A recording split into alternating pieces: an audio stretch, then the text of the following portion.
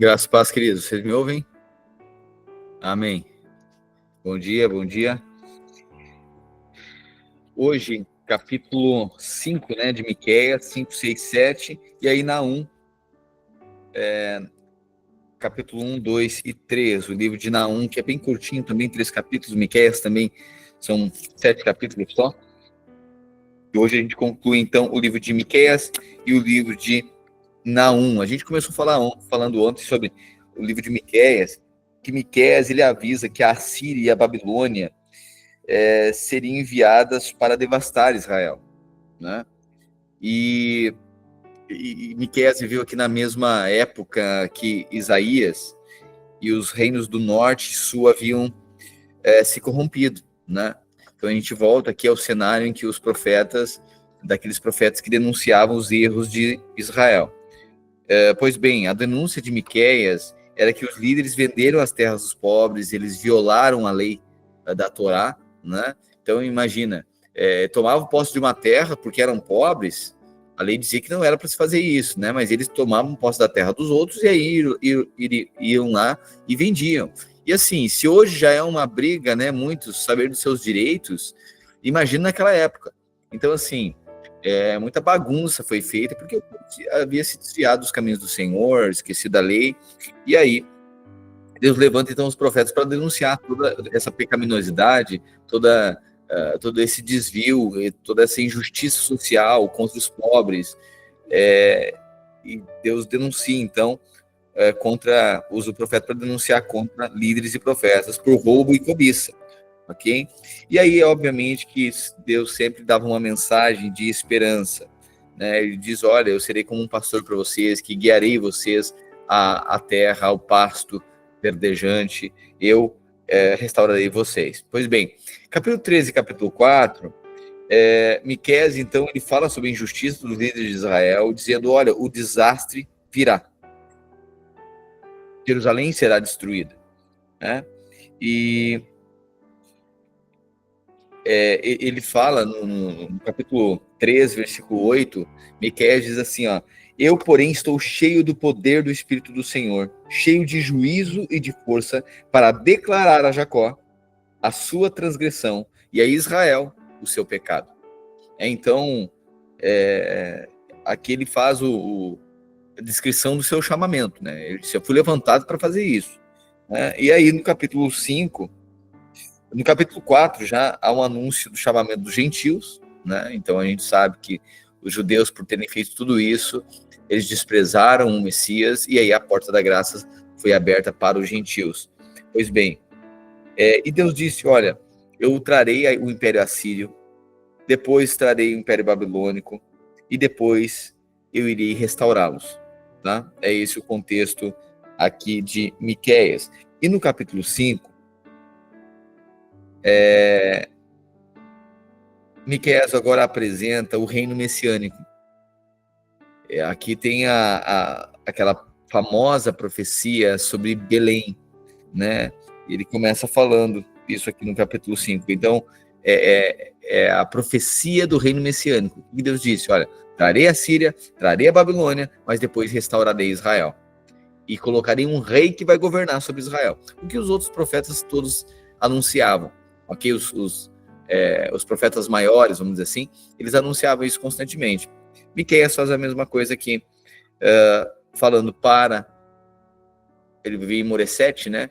Falando ali no sul de Israel, falando então para Judá e também para as nações e para Jerusalém. Ok? Capítulo 5, Jesus nos dê revelação da tua palavra e nos dê uma esperança profética para os nossos dias. Que o Senhor virá, estabelecerá o seu governo aqui na terra. Só que sobre a nossa vida esse governo já chegou. O reino que virá para nós já chegou.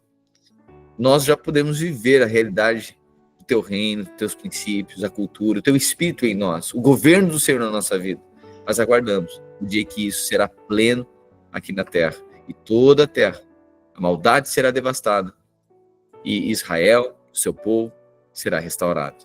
Nós aguardamos, declaramos, cremos, em nome de Cristo Jesus. Amém e amém. Amém? Capítulo 5, então, diz assim, Mobilizem-se, reúnam suas tropas. O inimigo cerca Jerusalém. Com uma vara ferirá o rosto do líder de Israel. E tu, Belém Efrata,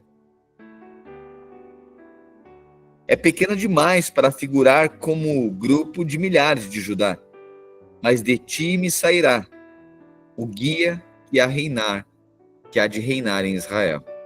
É linda essa frase que eu acho linda dela, né? E tu, Belém Efrata, é apenas uma pequena vila entre todo o povo de Judá. E, no entanto, um governante de Israel, cujas origens são do passado distante, sairá de você em meu favor. E aí Jesus vai até Belém, né? Nasce em Belém.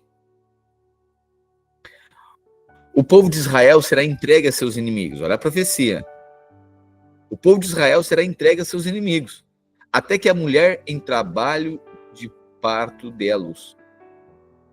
Por fim, seus compatriotas voltarão do exílio para sua própria terra. Está falando de Israel. Ele se levantará para conduzir seu rebanho com a força do Senhor. Olha, ele se levantará para conduzir o seu rebanho. Quem? O Messias, o enviado. E a majestade do nome do Senhor, o seu Deus. Então seu povo viverá tranquilo, pois ele será exaltado em todo o mundo e será a fonte de paz. Quando os assírios invadirem nossa terra e romperem nossas defesas, nomearemos 7 pastores para nos proteger, 8 príncipes para nos conduzir. Eles conquistarão a Síria com a espada e entrarão pelas portas da terra de Nimrod. Espera aí. Em Miqueias, Deus havia falado há pouco tempo que usaria a Síria para destruir Israel, ok? Mas olha o que ele diz no versículo 6 agora. Eles conquistarão a Síria com a espada e entrarão pelas portas da terra de Nimrod. Ele nos livrará dos assírios quando eles passarem pelas fronteiras para invadir nossa terra. Está falando de quem aqui? Da Babilônia. Então, assim, o Império Assírio, ele cresceu muito, se desenvolveu na conquista ali de Jerusalém, ok? De Israel, das tribos do norte, das tribos do sul. O Império Assírio, então, se tornou muito forte. Mas depois, Deus vinga, trazendo, então, a Babilônia, e aí derrotando. A gente vai ver isso mais em Naum. Naum a gente vai ver Deus sinalizando isso. Olha, todos os impérios que fizeram maldade, as nações que fizeram maldade na terra contra o meu povo, eu vou devastá-los. Ok? A gente vai ver isso mais em Naum, no próximo livro agora. Mas o fato é que Deus diz que também destruiria a Síria, ok? Usando a Babilônia. Por fim, Deus fala assim, 7. Então o remanescente de Israel ocupará seu lugar entre as nações. Será como o orvalho enviado pelo Senhor, como a chuva que cai sobre a grama, que ninguém é capaz de conter e ninguém consegue deter. Sim, o remanescente de Israel ocupará seu lugar entre as nações. Será como o leão entre os animais do bosque, como o leão forte no meio de rebanho de ovelhas, que as ataca e as despedaça quando passam, sem que ninguém as livre. O povo de Israel enfrentará seus adversários e todos seus inimigos serão exterminados. Naquele dia, diz o Senhor, matarei seus cavalos e destruirei seus carros de guerra. Derrubarei seus muros e demolirei suas fortalezas. Acabarei com a prática da feitiçaria e não haverá mais adivinhos. Aleluia. Você está percebendo aqui o limpa em Israel? Né? Deus dizendo, vou acabar com a idolatria, vou estabelecer o meu rei, estabelecer meu governo, assim como é hoje.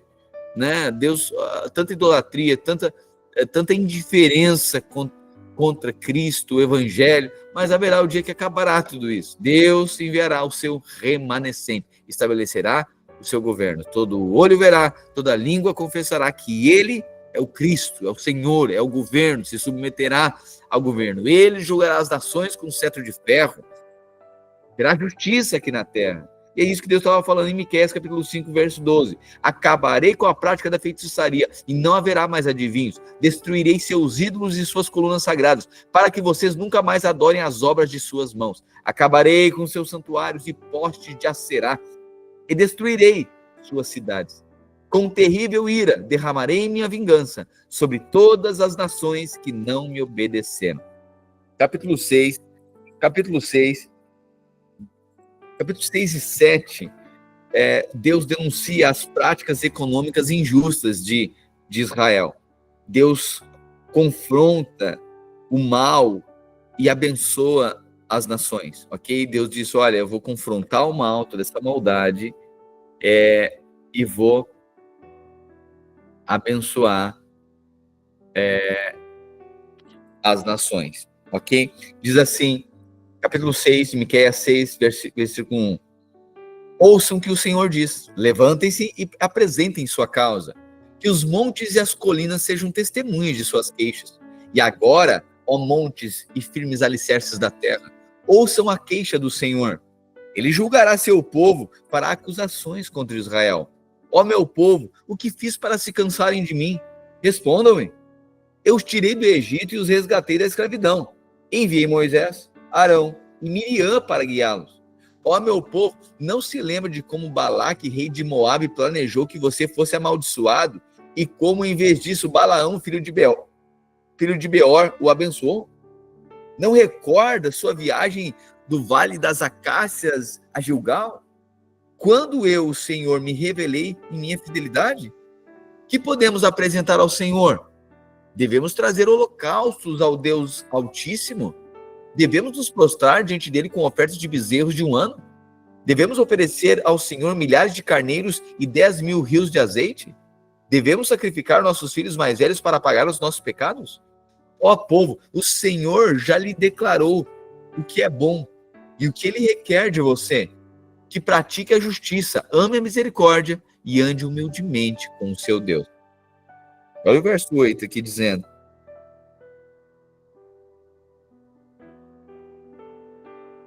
Meu Deus, versículo 7 é lindo, e 7 e 8, né? Olha a pergunta de Miqueias. Primeiro, né, Deus falando, né? Olha, vocês não lembram de tudo que eu fiz para vocês? Enviei Moisés, Arão, Miriam para guiar vocês. Lembra de Balaque que desejou amaldiçoar vocês e eu livrei vocês? Lembra de Balaão? Balaque contratou o profeta Balaão para amaldiçoar e Deus não permitiu, lembra? Deus estava falando, vocês não lembram nada disso. E aí no verso 7 ele diz, devemos agora oferecer ao Senhor milhares de carneiros e 10.000 rios de azeite?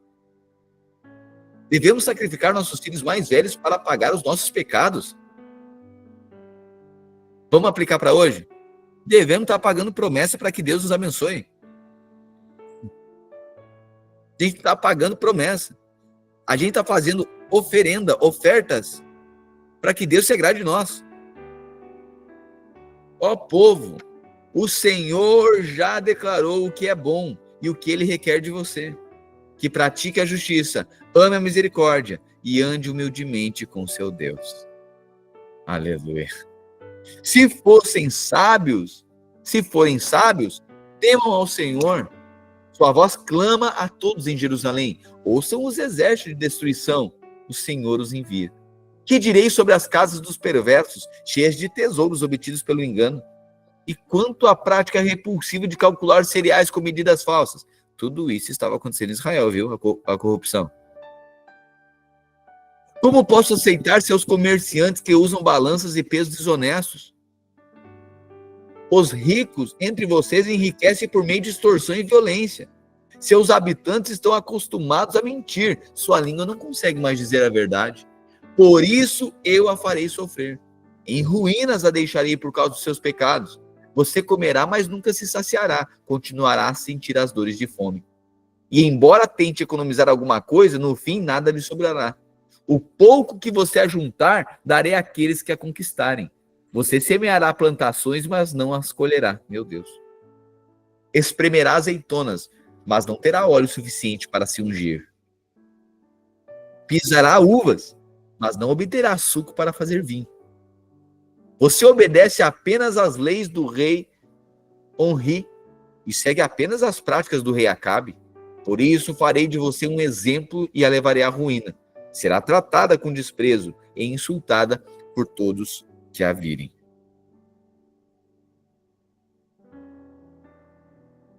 Você percebe, né? Deus decretando, então, castigo sobre Israel por tamanha injustiça. Mas Deus mostrou qual era o desejo dele para com o povo. Olha, ele disse, olha, eu não queria que vocês ficassem apresentando aí um monte de oferta, um monte de oferenda, um monte de coisa, pagando promessa. Esse não é meu desejo. Meu desejo é que vocês pratiquem a justiça. Que vocês amem a misericórdia e andem humildemente. Mas vocês são soberbos, vocês não são humildes. Né? Isso é Velho Testamento. Mas no Novo Testamento, Jesus diz que Deus dá graça. Não, é Velho Testamento, né? Que Deus dá graça ao humilde e resiste ao soberbo. Né? Então, assim, o que Deus requer de nós? Né? Integridade nos seus caminhos, que nós apregoemos, que nós anunciemos a justiça, né? Porque virá o juízo, então nós somos proclamadores da justiça e não do juízo. O juízo virá. Né? Capítulo 7, ele continua falando de Israel, e agora Israel ele é personificado aqui como a imagem de um povo sofrido e derrotado. É um homem sofrido e derrotado. Então, Deus faz uma analogia, personifica Israel, é o retrato de alguém sofrido e derrotado. Um semblante, né, de dor. Pobre de mim, sinto-me como quem apanha frutas depois da colheita e nada encontra para comer. Não há um cacho de uva sequer, nem um único figo novo para saciar minha fome. Os fiéis desapareceram, não resta uma só pessoa honesta na terra. São todos assassinos. Está vendo o que a palavra de Deus está dizendo? Versículo 2. E não há entre os homens um que seja reto. Não há um justo sequer. Paulo vai falar isso, né? Não há um justo sequer na terra. Todos pecaram e destituídos estão da glória de Deus. Lembra-se disso? É o que Miqueias está denunciando aqui. Os fiéis desapareceram. Não resta uma pessoa honesta na terra. São todos assassinos, que preparam armadilhas até para os próprios irmãos. Suas mãos são hábeis para fazer o mal. Governantes e juízes exigem subornos. Os mais influentes conseguem o que querem e tramam juntos para perverter a justiça. Até o melhor deles é como um espinheiro, e o mais honesto é perigoso como uma cerca de espinhos. Mas o dia anunciado se aproxima. Está chegando a hora do seu castigo, um tempo de confusão. Não confie em ninguém, nem mesmo em seu melhor amigo, nem sequer em sua esposa, pois o filho despreza o pai, a filha se rebela contra a mãe, a nora se rebela contra a sogra, seus inimigos estão em sua própria casa. Quanto a mim, busco o Senhor, e espero confiante que Deus me salve. Certamente meu Deus me ouvirá. Não se alegram meus inimigos, pois mesmo que eu caia, voltarei a me levantar. Aleluia. Você vê? Então é um retrato alguém sofrido aqui, e a sentença aqui muito próxima, muito parecida com o que Jó disse, né? Não se alegre, inimigo meu, porque eu sei que meu Redentor vive e um dia se levantará. É isso que Miqueias está declarando aqui. Agora tem essa personificação de alguém muito em sofrimento, né? Dizendo, olha, Deus vai trazer devastação, os próprios da própria casa serão inimigos. Só que daí no versículo 8 ele diz, né? Não se alegrem, meus inimigos, pois mesmo que eu caia, voltarei a me levantar. Ainda que eu esteja em trevas, o Senhor será a minha luz. Isso você deve circular. Você deve gravar no seu coração isso. Não se alegre, inimigo meu. Interessante, né? Porque nós até podemos cair, mas nós temos uma esperança porque tem quem nos levante, quem nos ajude. O ímpio cai, mas não tem quem ajude. Mas ainda que nós caiamos, nós temos alguém que nos estende a mão. Não se alegrem, meus inimigos, pois mesmo que eu caia, voltarei a me levantar. Ainda que eu esteja em trevas, o Senhor será a minha luz. Serei paciente enquanto o Senhor me castiga, pois pequei contra ele. Depois disso, ele defenderá a minha causa e fará o que é direito. O Senhor me levará para a luz e verei sua justiça. Então meus inimigos verão que o Senhor está do meu lado e se envergonharão de ter dito: onde está o Senhor, seu Deus? Com os próprios olhos eu os verei cair. Serão pisados como lama nas ruas. Viu? Então meus inimigos verão que o Senhor está do meu lado. Qual é a profecia aqui? Ok, os assírios iriam debochar, depois a Babilônia iria debochar de Israel. Cadê o seu Deus? Onde está o seu Deus? Não se alegre, inimigo meu, pois assim como eu caí, o Senhor vai me levantar. Aí Deus depois envia outras nações, outros impérios para devastar a Síria, para devastar a Babilônia, sabe? Assim é a minha e a sua vida. Tem temporada que a gente tem vergonha até do ímpio, né? Se DNA aí, eu ouvi alguns testemunhos, né? Esses dias, momento da baixa, que até o ímpio diz, olha, Eu não tenho muita fé assim, mas pelo menos eu não passo por tanta dificuldade como vocês. Né? Eu não sei, vocês estão sempre com problema financeiro, problema com um filho, problema não sei o quê. Né? Olha, eu não tenho muita fé não sou muito da religião assim, mas eu toco minha vida. E aí, Miqueias disse, não se alegre, inimigo meu, pois eu até caio, mas eu tenho que me levante. Então meus inimigos verão que o Senhor está do meu lado, e se envergonharão de terem dito, onde está o Senhor teu Deus? Com os próprios olhos eu os verei cair. Serão pisados como lama nas ruas. Naquele dia, Israel, seus muros serão reconstruídos e suas fronteiras ampliadas. Gente de muitas terras virá até você, desde a Síria até as cidades do Egito, desde o Egito até o rio Eufrates, e de mares e montes distantes. A terra, porém, ficará vazia e desolada, por causa da maldade dos que nela habitam. Ó Senhor, olha a compaixão agora, olha a compaixão agora. Compaixão do Senhor, né? Ó Senhor, protege o teu povo com teu cajado de pastor. Conduz esse rebanho que pertence a ti. Embora viviam sozinhos num bosque, no alto do Monte Carmelo, leva-os para pastar nos campos verdes de Bazã e Gileade, como faziam muito tempo atrás. Sim, realizarei grandes milagres em seu favor, como fiz quando os resgatei da terra do Egito. Todas as nações ficarão admiradas. Olha Deus falando aqui, meu Deus, é lindo, né? Aqui é interessante porque Miqueias apresenta aqui duas razões para se ter esperança. Uma é porque o caráter de Deus. A gente vai ver agora no versículo 18, olha só. Versículo 16. Todas as nações ficarão admiradas do que o Senhor fará por vocês. Elas terão vergonha do seu pequeno poder. Cobrirão a boca com as mãos e taparão os ouvidos. Como serpentes que rastejam para fora de seus esconderijos, sairão ao encontro do Senhor nosso Deus. Terão muito temor dele e tremerão em sua presença. Que outro Deus assemelhante a ti, que perdoas a culpa do remanescente e esquece os pecados dos que te pertencem? Não permanecerás irado com teu povo para sempre, pois tem prazer em mostrar o teu amor. Aleluia, aleluia. Verso 18, 7 e 18 aqui, merece destaque. Porque está falando do caráter de Deus. Que outro Deus há semelhante a ti?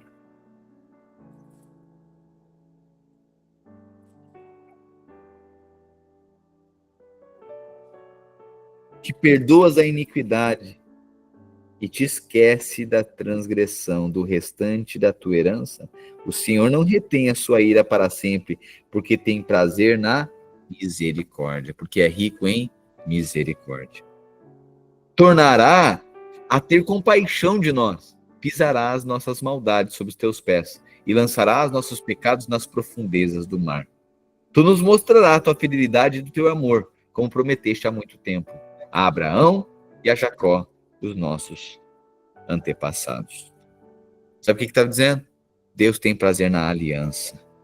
Abraão, Isaac e Jacó. Eram as promessas de Deus. Deus havia avisado para Jacó. Portanto, o fim ia terminar bem. Amém. Amém. Sempre há esperança, porque Deus é rico em misericórdia. Qual é o resumo aqui? Bom, o amor e as promessas de Deus são mais poderosos do que o mal humano. Essa é a sentença. Ainda que o homem peque, Deus permanece fiel. Deus é o que restaura, Deus é o que redime, que lança os pecados no mar do esquecimento. Ele não lembra mais. Ainda que o homem, a maldade humana, tenha se distanciado de Deus. Ainda que o homem, na sua vaidade, no seu orgulho, na sua idolatria, na sua corrupção, tenha se afastado do Senhor, ele permanecia fiel à aliança. E um dia, restauraria o seu povo. Para nós, hoje a sentença, ainda que em momentos de fraqueza, pequemos contra o Senhor, ele permanece fiel à sua aliança. E um dia, trará o seu governo sobre a terra, um governo de justiça e um governo de paz. Os nossos pecados já foram perdoados. E dele ele não lembra mais. Amém. Sempre há restauração e misericórdia em Deus. Sempre há. Basta praticarmos a justiça. Sermos humildes para reconhecer isso. Porque Deus é um Deus rico em misericórdia. Amém. Chegamos em Naum. O livro de Naum.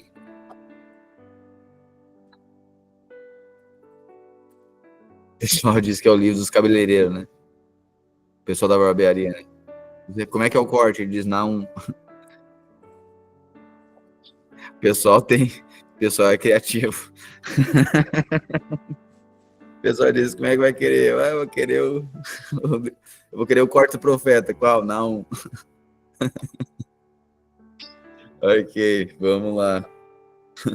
Aqui em Naum são poemas, né, anunciando a queda da Síria e de Nínive. Olha só.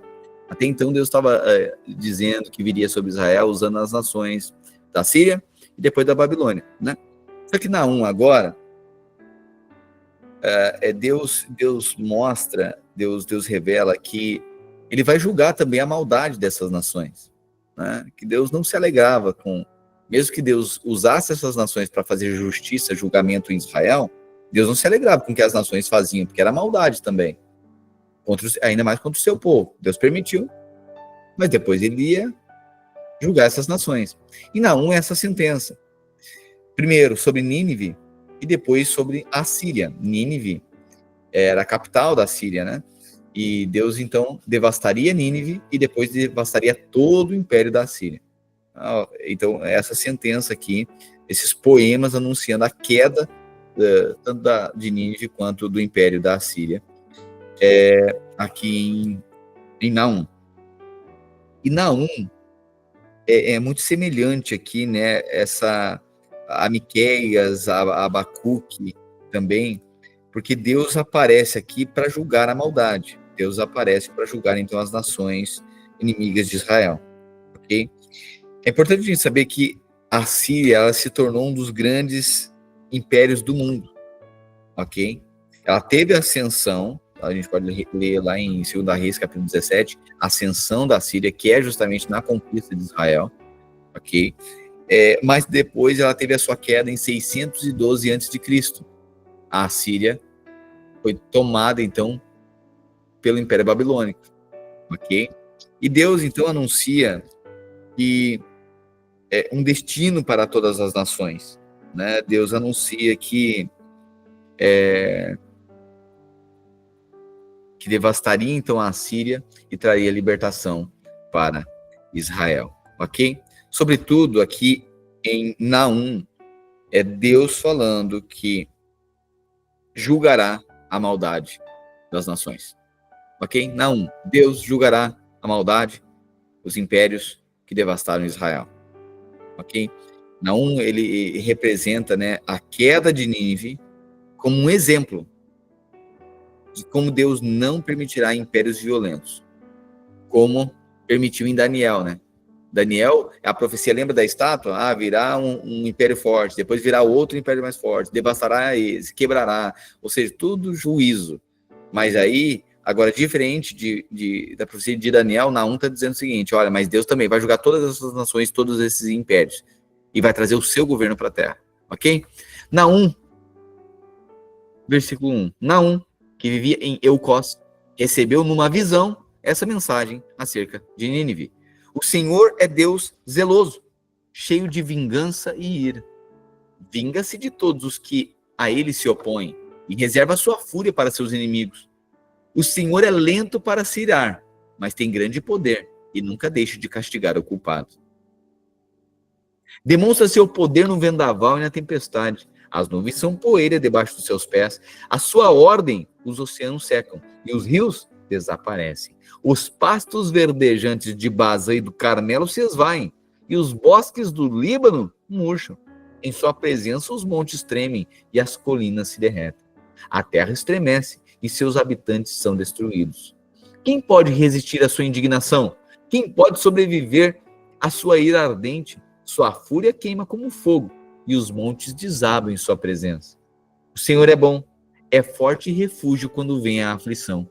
Está perto dos que nele confiam, mas arrasará seus inimigos como uma tremenda inundação, perseguirá seus adversários, escuridão adentro. Por que vocês tramam contra o Senhor? Ele os destruirá com um só golpe, tá vendo? Profecia de Naum, a visão dele, visão profética, a respeito dos inimigos, dos impérios. Por que vocês tramam contra o Senhor? Ele os destruirá com um só golpe. Não precisará vir outra vez. Seus inimigos emaranhados como espinheiros e cambaleantes como bêbados. Serão queimados como palha seca. Ó Nínive, quem é esse seu conselheiro perverso que trama o mal contra o Senhor? Assim diz o Senhor. Embora os assírios tenham muitos aliados, serão destruídos e desaparecerão. O meu povo eu castigarei antes. Eu castiguei antes, mas não o castigarei outra vez. Agora quebrarei o jugo sobre seu pescoço e arrancarei as correntes de sua opressão. E assim diz o Senhor acerca dos assírios: vocês não terão mais filhos para dar continuidade a seu nome. Destruirei todos os ídolos nos templos de seus deuses. Estou preparando uma sepultura para vocês, pois são desprezíveis. Olha só Deus anunciando contra os inimigos de Israel, né? Vejam, o mensageiro vem pelas montanhas com boas notícias.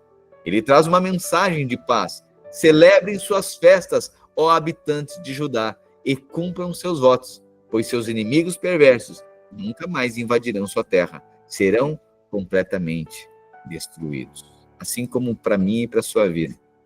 Um dia teve um mensageiro, que é Cristo. Nos deu uma mensagem de esperança.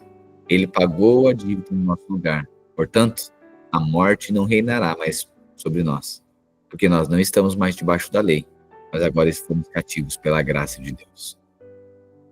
É isso que você pode crer. Seus inimigos já foram derrotados. Eu sei que a grande tentação da nossa vida é a gente achar que a gente precisa conquistar algumas coisas. Mas a perspectiva do evangelho não é na expectativa da conquista, é na perspectiva da conquista. Porque tudo já foi pronto. Tudo já está pronto. Tudo já foi consumado. Você precisa crer. Você precisa crer. Seus inimigos internos, interiores, já foram vencidos. Você precisa crer. Você precisa crer que os nossos inimigos já foram colocados debaixo dos nossos pés. Existem esses desafios que muitas vezes, eu tenho que conquistar. Não, a gente precisa meditar que tudo já foi conquistado. A gente precisa confiar, crer que tudo já foi conquistado. A gente precisa crer nisso. Não é sobre algo que Deus tem que fazer. É algo que a gente precisa crer que Ele já fez. Por isso tem muita coisa que a gente fica... Vamos lá. A gente fica... achando formas, pedindo para Deus forma de resolver coisas que Ele já resolveu e é muito mais fácil. A gente tem a tentação de pedir dinheiro, mas não pede a coisa, já viu isso? Olha, eu quero um dinheiro para comprar um carro, mas por que não pede o carro?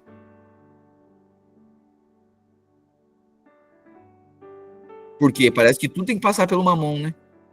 Que Deus não pode fazer do outro jeito. Tudo tem que passar por um caminho natural. A gente precisa confiar. Deus tem pronto todas as coisas. Deus tem. A gente precisa discernir os tempos também. Sabe discernir os tempos e o modo. Mas às vezes a gente quer enquadrar Deus que Ele faz do nosso jeito. A gente pega um método e diz, Deus, eu quero que o Senhor faça assim, porque eu sei que é dessa forma que as coisas se conquistam. Deus... Por que o governo sempre precisa ser do dinheiro? Por que a gente não pode pedir a coisa? Deus não tem? Deus não pode? Será que Deus tem que agir do nosso jeito? Então a gente precisa ver, Deus, eu creio que está tudo pronto. Aqui está uma chave. Não peça dinheiro. Peça o que você precisa. Porque com dinheiro, sem dinheiro, Deus tem. É isso. Exatamente, a gente pede milagre com explicação científica. A sentença é: creia que tudo já está pronto. Deus tem. Creia. que é a transformação? Já está pronto. Declare o que você crê, não o que você vê. Declare. A minha casa, meus filhos, meu futuro, tudo está posto em Cristo. Né? Seus inimigos interiores, essas coisas que às vezes a gente não consegue, as nossas inconstâncias, sabe, questões na mente, desafios. Não, minha mente é de Cristo, minha mente é renovada, meu coração é puro, eu sou intenso. Eu preciso ser intenso. Não, já está pronto, assume isso por meio do Espírito. Está tudo pronto. Eu sou intenso, sou apaixonado pelo Senhor, eu sou ousado. Deus me deu uma palavra, eu carrego uma palavra, eu carrego a presença de Deus. Então, senão a gente vai, eu tenho que fazer isso, eu tenho que conquistar isso, eu preciso melhorar. Não, a gente precisa apropriar. A vida cristã não é uma vida melhorada, é a vida apropriada. A gente se apropria de uma nova vida, uma vida substituída, né? E às vezes a gente acha que a gente quer melhorar um pouco, tem que avançar um pouco nisso. Eu preciso me apropriar. Amém? Ó Nínive, seu inimigo vem destruí-la. Guarde as muralhas. Vigie as estradas, prepare suas defesas, reúna suas forças. Embora os saqueadores tenham despojado Israel, o Senhor restaurará sua honra. Os ramos da videira foram arrancados, mas ele restaurará o seu esplendor. O que Deus está dizendo? A queda de Nínive, tá vendo?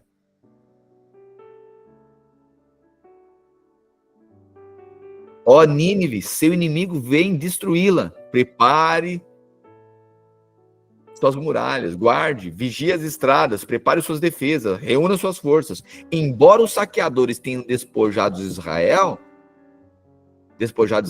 o Senhor restaurará a honra de Israel.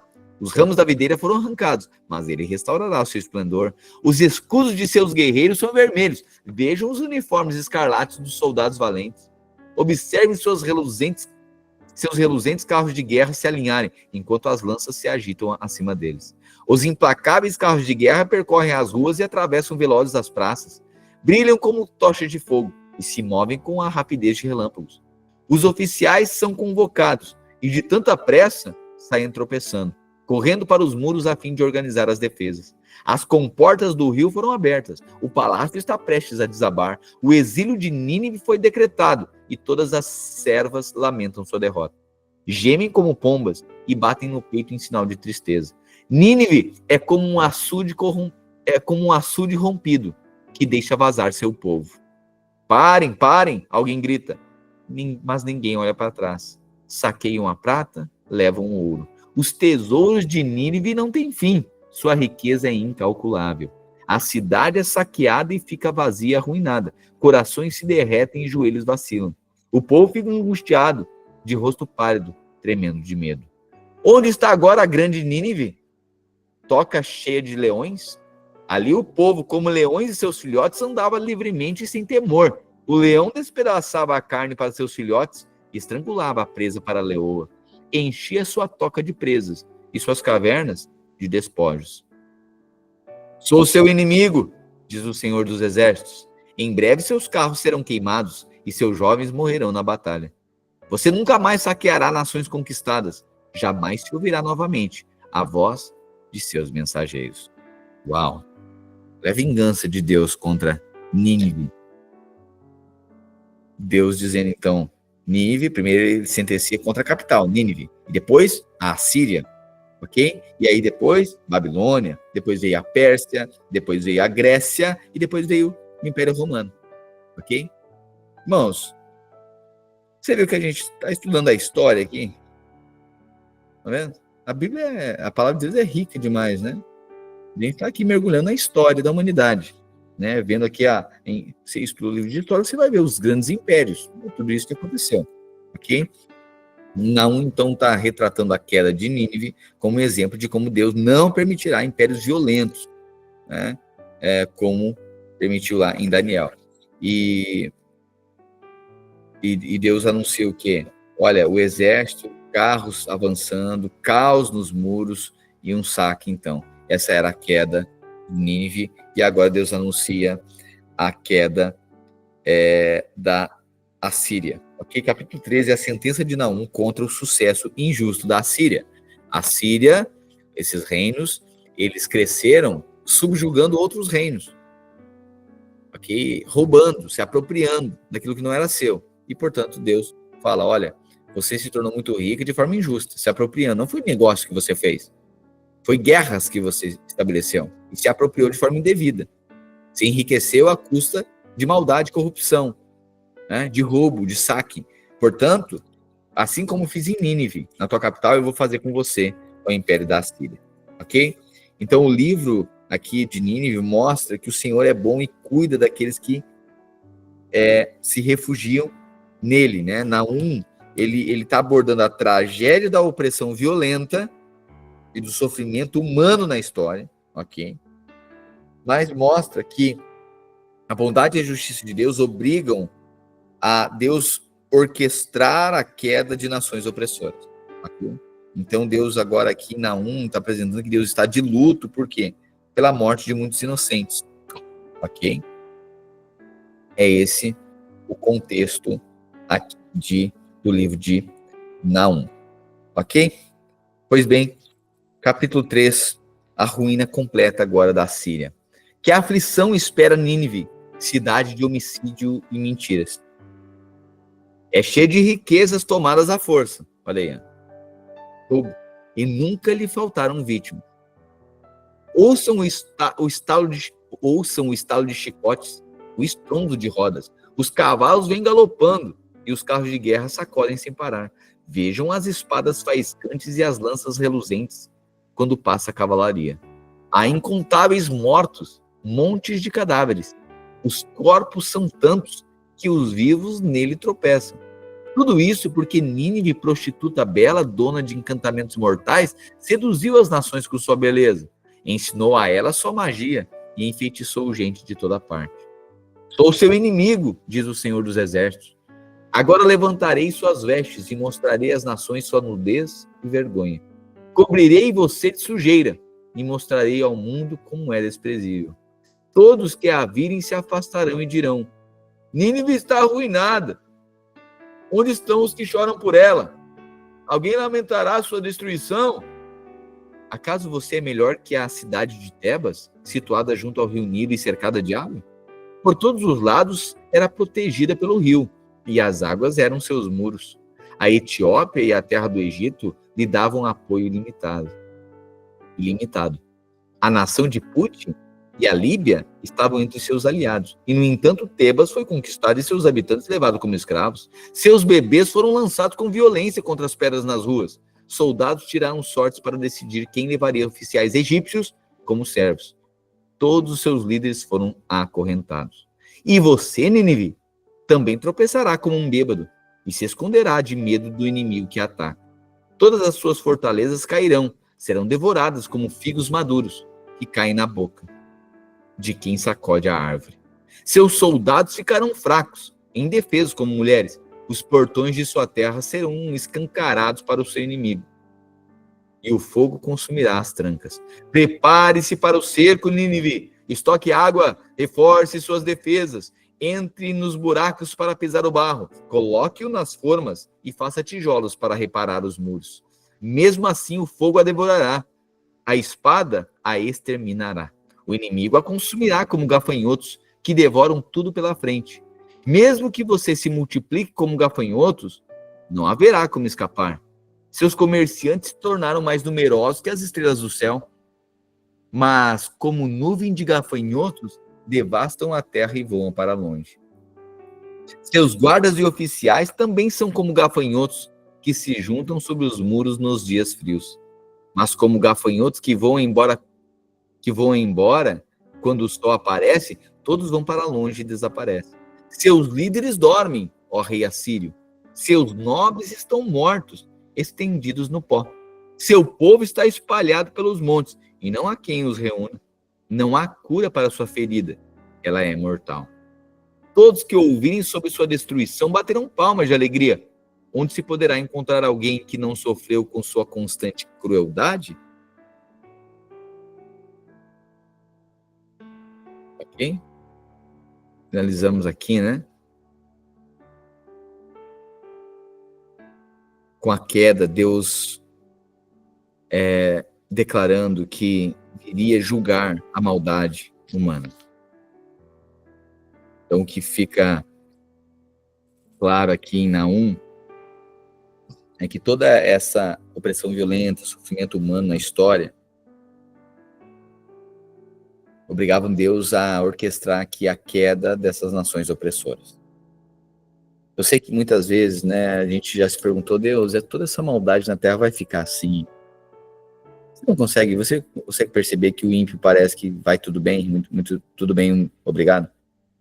Você já percebe que às vezes o ímpio prospera, e ele é cheio de corrupções, e eu e você, né, a gente tenta viver uma vida, assim, no exercício da justiça do céu. Mas parece que tudo se torna mais desafiador. Parece que o ímpio, ele prospera, ele vai bem, ele faz bagunça, mas parece que as coisas vão bem. E parece que aqueles que, assim como o povo de Israel, né, aqueles que estavam debaixo de uma aliança, parece que tinham tantos desafios. Mas Deus, não acha que Deus, ele é rico em misericórdia. Ele é tardio para se irar, mas Deus jamais deixará de julgar as nações opressoras e trazer juízo sobre o ímpio.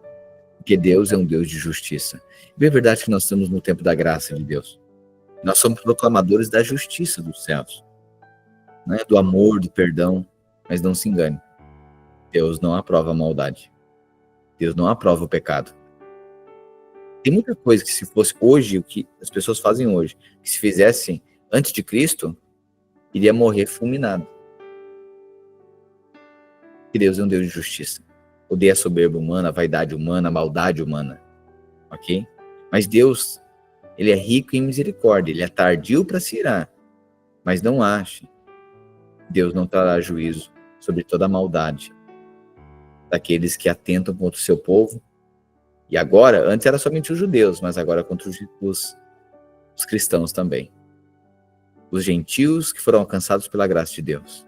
Deus trará juízo sobre toda a maldade da terra. Mas sobre mim e a sua vida, uma aliança está posta e declarada. E ainda que passemos por tempos de opressão dessas nações, de inimigos, de opressão, de perseguição, de seu devido tempo o Senhor há de julgar.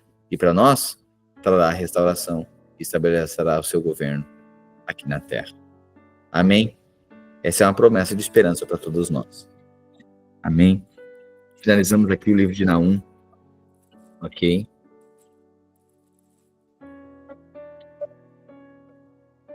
E amanhã a gente retorna, então, com o livro de Abacuque. Abacuque, Sofonias e provavelmente Ageu, acredito. Aí, estamos chegando, irmãos. Olha aí, ó. Estamos chegando a poucos 2 dias aí, 2, 3 dias, de finalizarmos todo o Velho Testamento, chegando aí no Novo Testamento. Amém. Aí sim, nós devemos ser peritos no Novo Testamento, mas todo o velho é uma sombra e o novo é a realidade. Amém? Uma mensagem de esperança aqui para os nossos corações, né? A palavra de Deus sinalizando para o seu povo que haverá sempre esperança, porque Deus é rico em misericórdia, tardio em irar-se, mas também é aquele que decreta e faz justiça. Amém? Senhor Jesus, te agradecemos pela tua rica, bondosa, misericordiosa palavra, que nos inspira, que sempre nos dá motivo para crermos, termos uma esperança. Deus, nós confiamos na tua bondade. E aguardamos também o dia que o Senhor estabelecerá um governo justo aqui na terra. A maldade cessará, Deus. A injustiça cessará. A injustiça cessará. Crianças, ó Deus, opressas, hoje com tantas crianças, a maldade humana, tantas crianças com a sua infância devastada, sua infância roubada. Meu Deus, esse mundo que prega, que insinua, que promove, que aplaude o erro, que ensina uma criança, Deus, sexualiza uma criança com 3, 4, 5 anos de idade. Ó Deus, a perversão humana, o pecado, que aprova o erro e vai ao acerto, que despreza uma família, que colocam, invertem a ordem das coisas, que tem penas duras quando alguém pisa num ovo de tartaruga, mas tem penas brandas para quem tira a vida de outro. Uma nação, nações cobertas em corrupção, que celebram o erro, Deus. Que pervertem a tua criação. Não ficará assim. Um dia o Senhor se levantará para devastar toda corrupção, maldade humana. Limpar a terra e estabelecer o seu governo de justiça e paz. E nós aguardamos esse dia em que o Senhor estabelecerá um governo de retidão, cetro de ferro, justiça do céu. Essa é a esperança que há no nosso coração. E nos alegramos em Ti. Nós oramos, em nome de Jesus te agradecemos por essa alegria e essa santa esperança no nosso coração.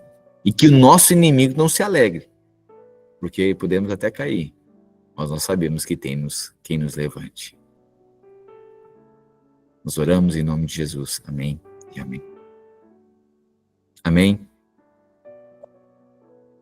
Aleluia. Aleluia. Amém. Uma boa tarde para você. Bom domingo. É o primeiro dia da semana. Domingo é dia de fazer planejamento, viu? A gente acha que domingo não fazer nada, né? Domingo é planejamento. E aí o que você planeja de domingo, você não perde tempo na semana. Quem planeja bem, você não perde muito tempo na semana. A pior coisa é a gente tentar inventar a regra no meio do jogo. A gente tentar inventar plano no meio da semana.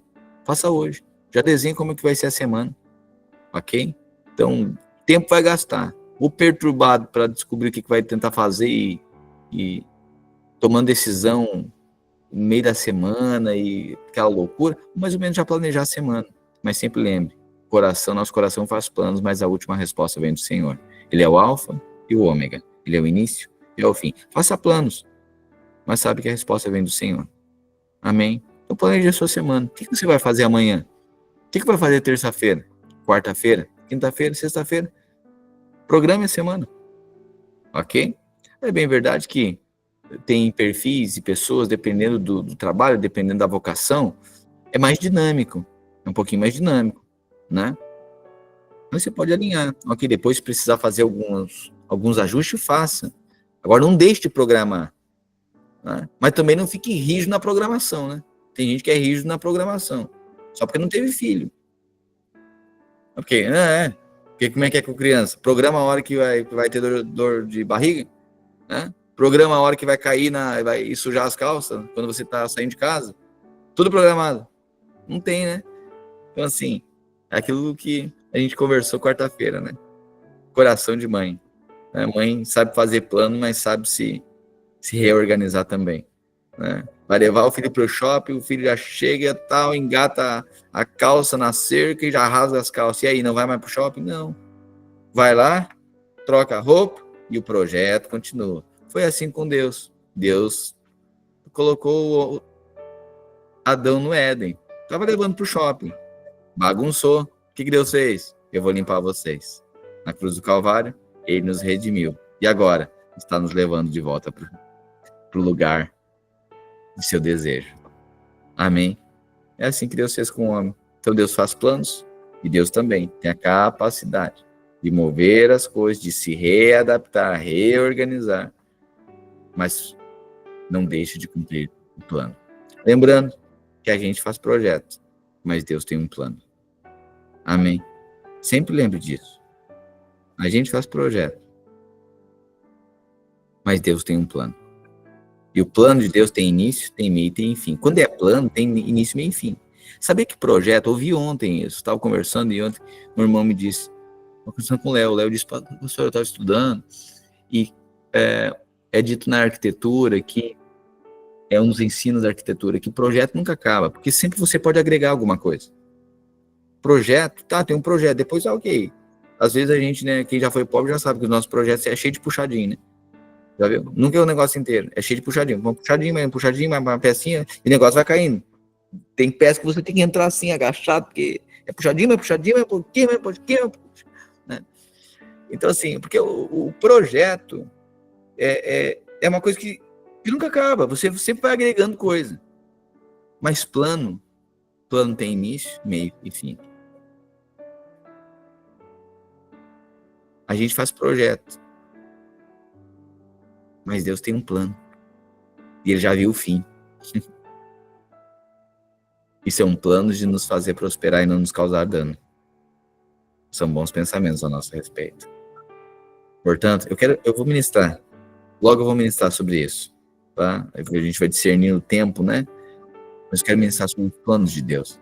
E a gente precisa ser mais submisso ao plano de Deus. Muitas vezes vamos abrir mão de projeto para viver o plano. Mas sabe que o plano já tem um fim. E o fim dele é melhor que o nosso. Amém. Amém. Então, organize sua semana. Ok? Faça isso. Agora mesmo. Já começa. O que nós vamos fazer amanhã? Amanhã esse guarda-roupa vai para o lugar. Amanhã essa cadeira vai voar pela janela. Aleluia. Agora à tarde, vamos lá. Tem um armário aí que, né, tem a salinha de jogos. Você tem? A salinha que você joga tudo para dentro, fecha a porta e Deus que ajuda que ninguém abra, né? Todo mundo tem uma sala de jogos. Então, em vez de quando tem que entrar nessa sala aí. Ok? Entre. Resolva. Eu que sei, a gente vai procrastinando. Já estamos na metade do ano, gente. Vamos lá. Ok? Então, vamos lá. Talvez hoje à noite, dá uma grudada nesses armários aí. Pega a família toda. Só hoje todo mundo vai organizar. Vamos organizar a documentação. Vamos organizar, fazer uma limpeza. Vamos tirar o pó, né? Sei lá. Alguma coisa. E você sabe, tem vezes que a gente precisa ser um pouco louco, assim, um pouco meio profeta, assim. Meio deitar amarrado, assim, meio esquisito. É o quê? Vamos lá. Tem coisa que para entrar o novo tem que sair o velho. A gente já falou sobre isso. Tá? Então a melhor coisa, se desfaz. Vai ficar feio. Não, porque tá bonito com o negócio quebrado. Então, a gente faz umas coisas meio na fé, assim, negócio profético, assim, o negócio vai dar certo. Deus já tá falando no meu coração, essa semana tem coisa que vai sair lá de casa. E o novo vai vir, Deus que vai mandar, mas que vai sair o velho, vai. Aleluia. A mulher já começou a botar coraçãozinho aqui, já entendeu o recado. É assim, eu sei. Ó, glória. Ai, Deus. Amém. Amém, querido. Ótimo domingo para você. Mais uma vez, grato pela sua companhia aqui. Né? Seu exercício da piedade. Piedade não é caridade. Piedade é vida piedosa, é vida devocional, é vida com Deus. Ok? Então, glória a Deus, nós temos uma igreja que se atenta à palavra, respira a palavra, se alimenta da palavra, medita na palavra, é transformado pela palavra, celebra a palavra. No tempo do culto, o nosso culto, nossas reuniões é palavra. O maior tempo é o quê? Palavra. Amém? Porque é disso que vive o homem. Amém? Então, grato pela sua vida aqui. Boa tarde para você. Bom domingo. Uma ótima semana. Nos encontramos terça no DNA ou quarta-feira no prédio da igreja. E amanhã, ao meio-dia aqui, iniciando então mais um livro da Bíblia, Abacuque, chegando aí. Amém? Graças e paz. Tchau, pai! Ó, minha tigrada aí. Tchau, filha. Tchau. E aí, cara? E aí, Matias? Ó, pastor falando com você. Tá lendo a tua Bíblia aí ou só o figurinha da Copa do Mundo? O que tá fazendo aí? É. Cadê a tua Bíblia? Domingo.